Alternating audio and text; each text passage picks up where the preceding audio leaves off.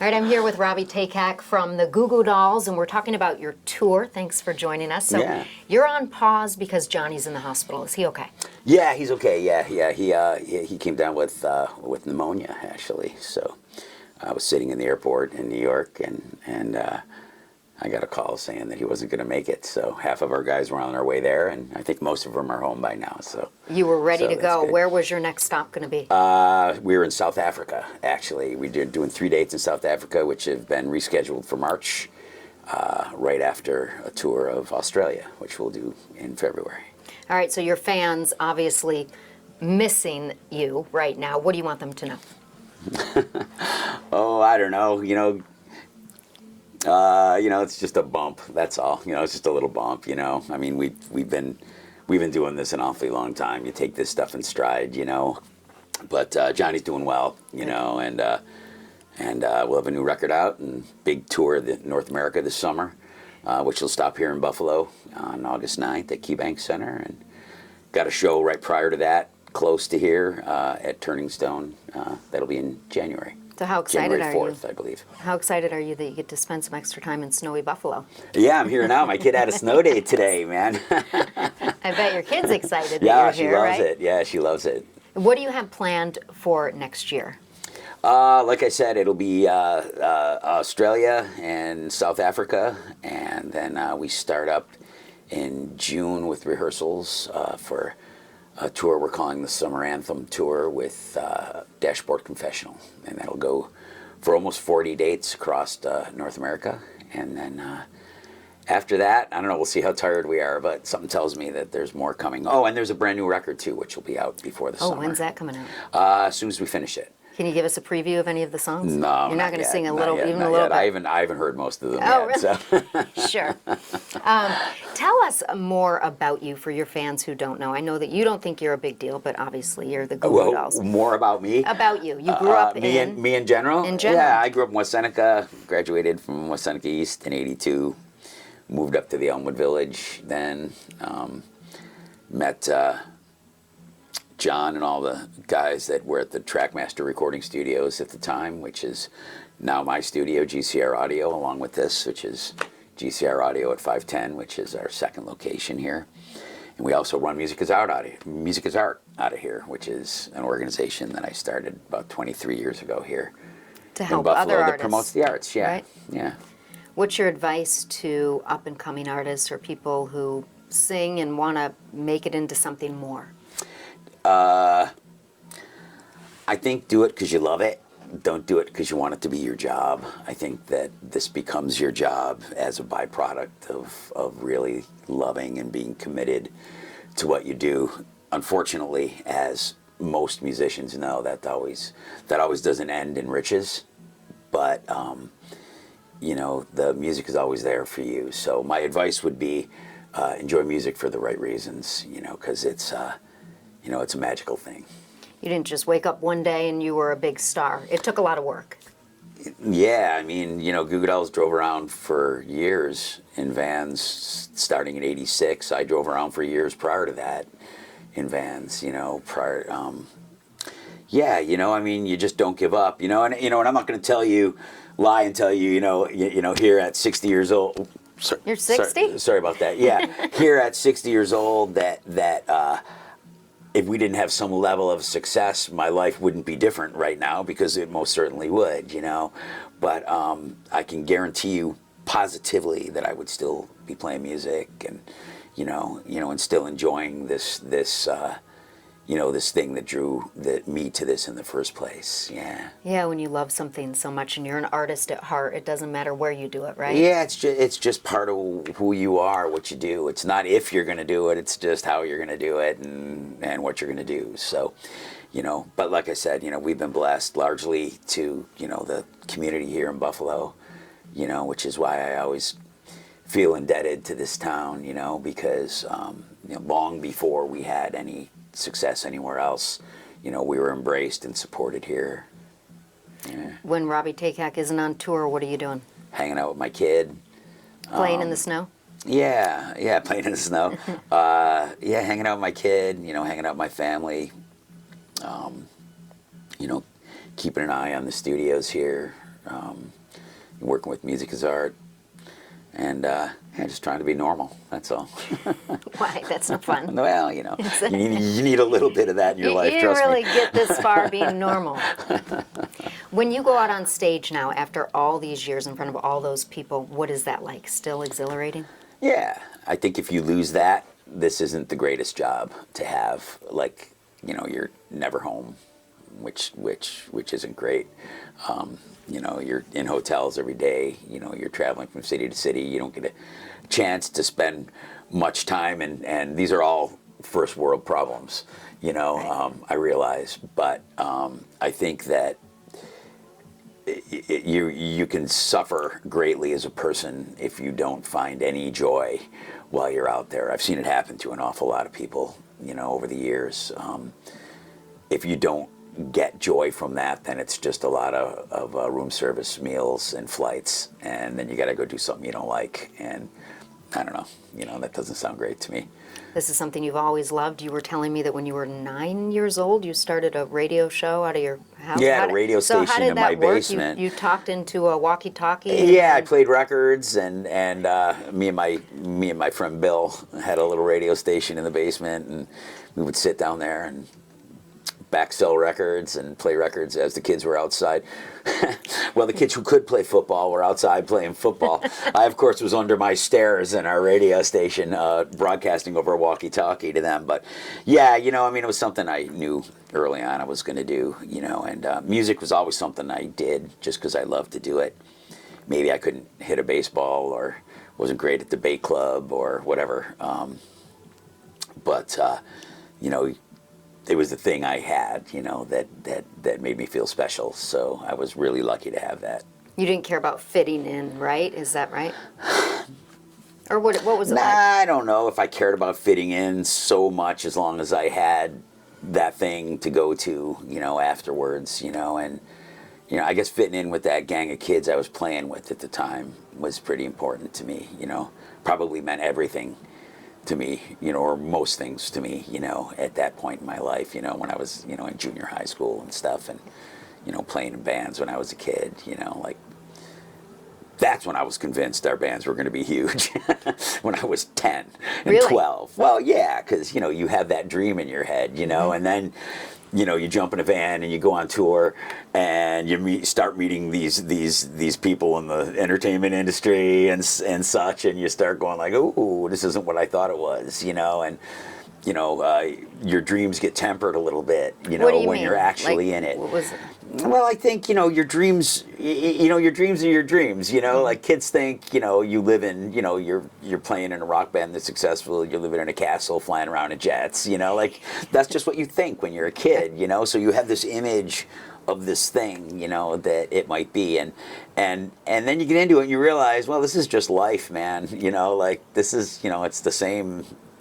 It's like, the garbage has to go out, man. The kids got to get to taekwondo, like Right, it's all work. this stuff has Everyone's to happen. not cheering everywhere Yeah, exactly. you go, Yeah, all saying, this "Hey, stuff here he still comes." is going on, Right. So like when I mentioned before about being normal, like trying to be normal, I think that's what I'm talking about. Like there's part of life that has to ground you. If you believe that this is what you are, like this guy in a, like that thing that you are when you're on that stage, like if you really believe, that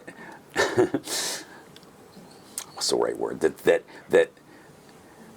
adoration like goes elsewhere, then I think that's when your head starts to go crazy, Yeah. and so you got to pull yourself back into the real world again, and You're grounded. understand that that's just a part of what you do. Yeah. Part of the entertainment industry, Yeah. too, Whoa. right? Yeah, but it's no different. Construction, I'm sure, isn't great either. Right. Every business has their opportunists. Every business has their scoundrels. But they also have great people who are inspired and committed as well. So you go for that. So your advice to your daughter is what? Just keep your head on straight. I think that's the best advice I can give anybody. Just keep your head on straight. Know who you are, and just proceed confidently. That's all. Pick something you love to do and stick with it, maybe too, or whatever. Well, I think you got to be able. Actually, I think you have to be able to be flexible. Quite honestly, you know, the options that are presented to you aren't necessary, and the opportunities that are presented to you aren't necessarily always exactly what you were aiming for. But sometimes it turns out to be, you know, the most amazing thing, you know, you could imagine. You know, and I think, you know, you need to have a little bit of flexibility, you know, in order to find those paths that are going to lead you to greater and more exciting things. You've been doing this since 85-ish, right? So how much longer are you going to keep going, you think? I don't know, man. As long as people want to come, you know, as long as Johnny still wants to do it, you know, like, you know, it's, like I said, we never really ask about when we're going to do it till we just figure out how we're going to do it. And I think if it comes to a point where it seems like it's dumb or we feel, you know, ridiculous doing it, you know, but I don't know, man. The world's changed an awful lot, you know, like seeing, you know, people out there playing their songs, you know, for years and years doesn't seem to be that outrageous of a thing anymore. I couldn't imagine, you know, a 70, you know, 80-year-old Mick Jagger running around when I was a kid, but there he is, you know, and you know, and that's why he's Mick Jagger. You know, that's why he's great, you know, because he can do that still, you know, at this time. What inspired your next album? Just whatever happened between the last one and this one, I guess. You're not really going to give us any details about it. I don't think there's much to say other than, you know, John's writing some songs right now. I got some songs demoed right now, or we're getting together over the next little bit, and yeah, I'm gonna pull an album together. You know, you know, it's funny after doing this for all these years, right? Like, obviously after the pandemic, there was something on everyone's mind, you know, and it was like a common thing that I think everybody was struggling with, you know. So, you know, when that record came out, I think there was a lot of that on there. You know, that was our last record, Chaos and Bloom. You know, when we talked a lot about that after the record came out, but I think with this one, I don't know. You know, it's just trying to figure things out, you know. I mean, I'm pretty sure that pandemic left a mark we don't know about yet, you know. And so maybe there's a little bit of that in there, you know. But it's just getting to the next day, you know, the next step. Do you have a favorite Goo Goo Dolls song? To play? To play? Yeah, probably Slide. Because we play it early always. And if there are casual fans in the audience, that's when you know they're on board, you know, and you can see it on people's faces. So, like, to me, that's a lot of fun to play. And, you know, of course, you know, no matter where we go in the world, you know, people will sing Iris along with us, and that's always a great moment, too. Oh, great career, great music. Yeah, thanks. Anything else? I know when I first met you, I told you I had all these lyrics in my phone, and you said, what good are those going to do in there? So. Yeah, it's true. It's true. It's true. You know, like, you know, I think so often people are creative, like, silently, you know, you know, they're just doing these things. And if that's how they want to be creative, that's awesome. You know, but like if you have any desire at all to get out there and be in front of people, you know, it's like, it's a great feeling, you know, it's a great feeling to be able to share art and music with people. What do you want Buffalonians to know about your studio right here? How can they access it? Yeah, this is our second location here, GCR Audio. We got 5 studios here in town, some of the best engineers in town, doing some really big records over the years. I can't actually tell you who's in there right now, but there's a pretty big band in there right now. That's why we're down at our second location today. Yeah, there's a national artist in there at the moment. Yeah, you know, a lot of people come to Buffalo to record there. You know, they make because of you. They make the journey here. Well, I mean, you brought maybe them here. because of me, but also because of, you know, Kim and Alan, the guys who built the place in the first place. You know, back in the 70s. You know, when I was, you know, and who were kind enough to let me come in, be an intern, and then I built this place with them, and then they retired not too long ago, and so I purchased this place from them, and so, you know, it's largely due to them. and all the other people who cared, you know, that were involved with the music scene here in town through, you know, through the years. You know, there's been an awful lot of people through these buildings making music, and every single one of them is an important part of these places still being open and still being able to exist. You know, because people can record at home right now. Right. You know, an awful lot of people do record at home, and I think that's an amazing thing. This is sort of a different thing. You know, you can do what you can do at your house. You know, you come in with guys who actually know how to record bands, know how to record music, and it's just sort of a different experience. And you know, you leave with something. Yeah, and you leave with something that's, you know, a little better than, you know, you probably could have done at your house. And you know, you could live anywhere, but Buffalo is where you want to stay. Yeah, yeah, because it's freezing and I love it here. You love it. You like to be tortured. No. This is where my family is. You know, this is where my family is. You know, I was living in L.A. and, you know, I was there for 12 years, I think, and it was great. But I found myself coming back here to do things because L.A. is it's like a tornado of people, you know. Everybody's trying to do this, everybody's trying to do that, and it's like here, it's a little bit different, you know. Like everything's a little bit more manageable here, you know, and so doing things like having, you know, studio spaces, having a not-for-profit, you know, doing those types of things, they're supported a little bit more in a place like this, you know, than they are in Los Angeles. Where were you in LA? My mom was in Sherman Oaks. I was right outside of there. I was in like right across from Universal City. Yeah, actually. Yeah, I was out there right up the hill, right before the pandemic. They were going to hire me at NBC Universal, and then the pandemic hit. Yeah. Well, there's a lot going on out there, you know. Yeah. Interestingly, a lot less now than there was. I think the pandemic knocked a little bit of stuff out of LA. I think because people had to get used to working from other places, and they did, and that spread the business out a little bit more than it used to be.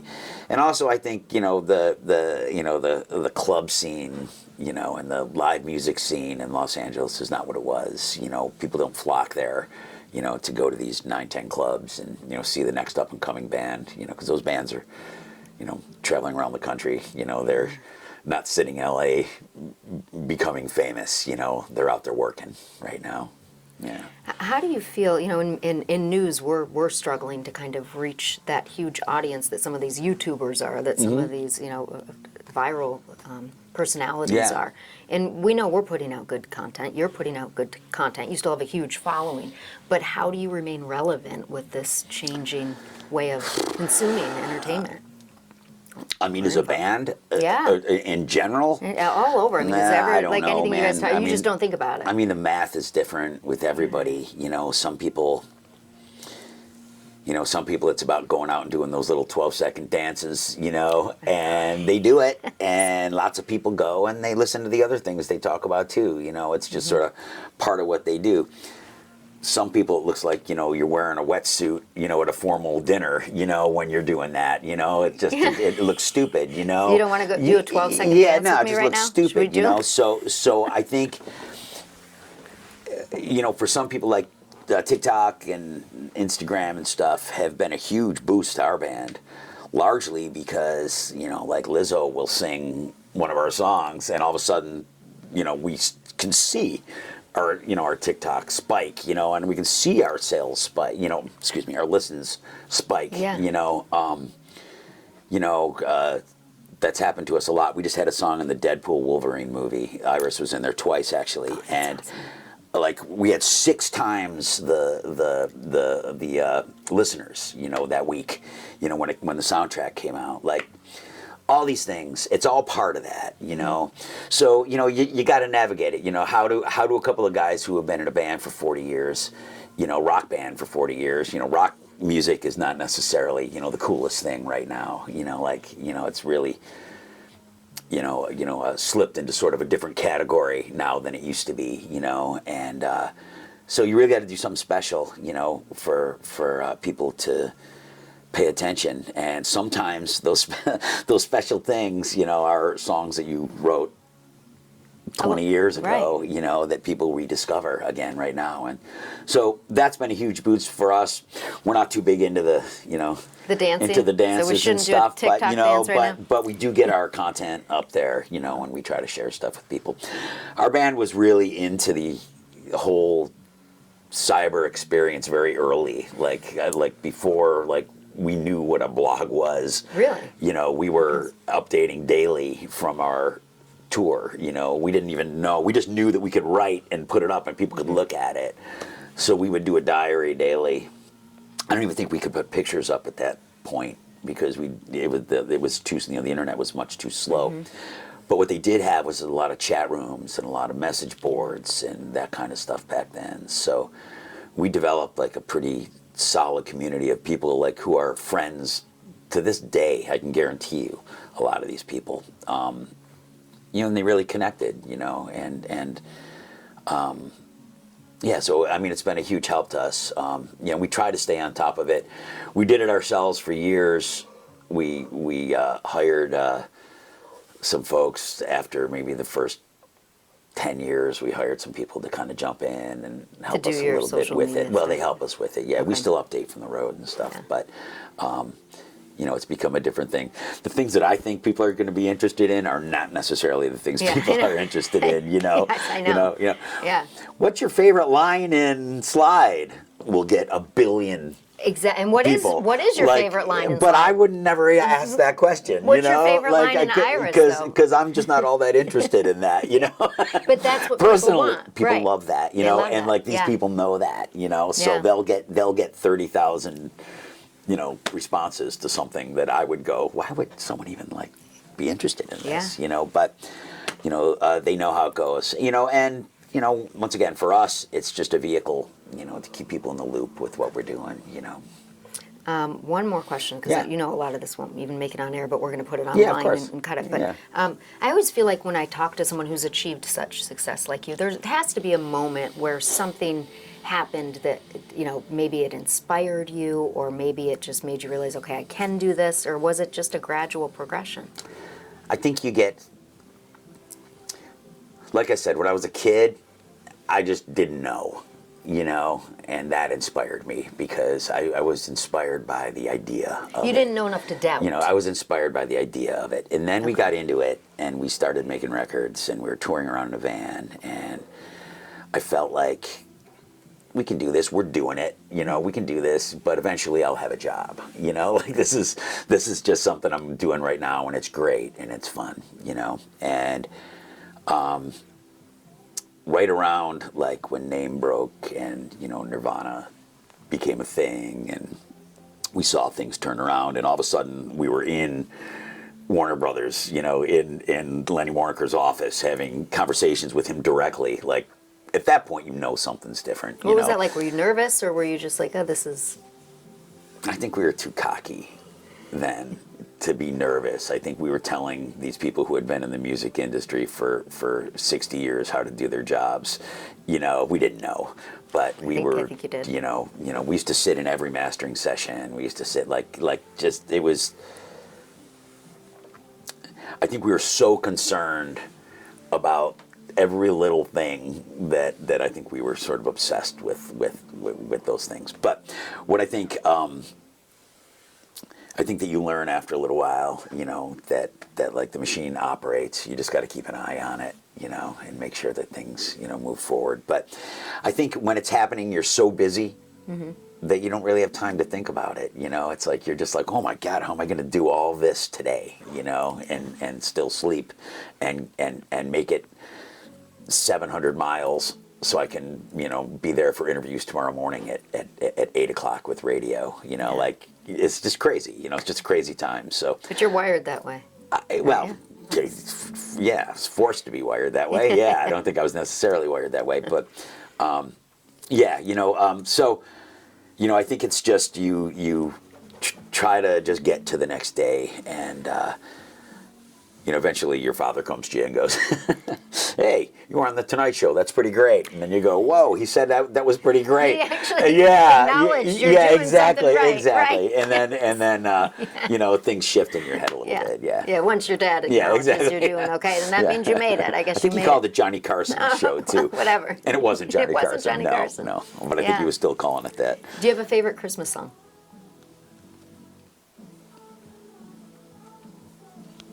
Nah, I don't really have a favorite No? Christmas You're song. not into Christmas music? Nah. I like the Did you- Chipmunk song. I Okay. covered the Chipmunk song once. You did? Yeah, Goo Goo Dolls did a Christmas record. That was the only Which song I one? sang on Which it. one was that? Christmas Don't Be Late. Oh, okay. Yeah.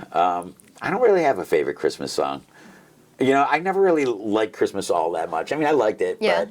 but I mean, it's fine, but like, it's amazing having a kid, how that changes everything, It's like now it's magical through it's her. just a different, Right. just a different experience. Yeah. Great. Anything else you want fans to know? Anything that's been out there that you want to clear up, talk about? Anything? Nah, Nothing. nah, not really. Just Okay. come out to the shows, man. It's gonna be a good one. Key Bank Center is always really fun for us to play. It's like Yeah, what is it like it's the playing big, there? it's the big arena in town. Yeah. We played one of the opening shows there.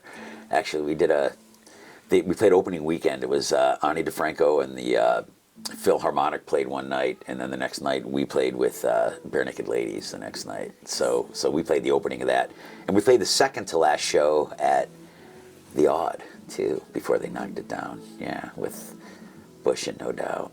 But nice to play at home. Yeah, it's always nice to play at home. You can drive Where's your home, favorite place to go play? sleep in your bed, Where's your favorite place to play? use your home toothbrush There you go. instead of your travel toothbrush. Your home toothbrush travels. You know that.